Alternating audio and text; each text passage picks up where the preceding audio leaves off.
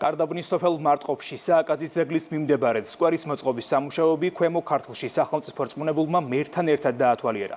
პროექტის ფარგლებში მოეწყო რეკრეაციული და მოსასვენებელი სივრცეები. აპარნის სალოცავთან მისასვლელი საფეხმავლო ბილიკი, დამონტაჟდება გარე განათების და სარწყავის სისტემები. სამუშაოები სრულად ადგილობრივი ბიუჯეტიდან დაფინანსდა. მარტყოფში მიმდინარეობს და უკვე დასრულების ეტაპზეა გიორგი სააკაძის ძეგლის მიმდებარედ სკვერის მოწყობა, სადაც ასევე მოეწყობა რეკრეაციული ზონა, გაკეთდება სარწყავის სისტემა, კეთდება ტერასები.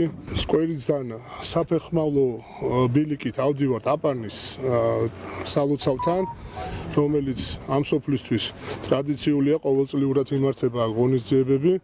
ეწყობა ძალიან ლამაზი სივრცე, როგორც სოფლის მოსახლეობისთვის, ასევე ნებისმიერი სტუმრისთვის. პროექტი დაფინანსებულია ადგილობრივი ბიუჯეტით. პროექტის ფარგლებში ეწყობა მოსასვენებელი სივრცეები, საფეხმავლო ბილიკები, გარეგანათება, გამწვანების ზოლები.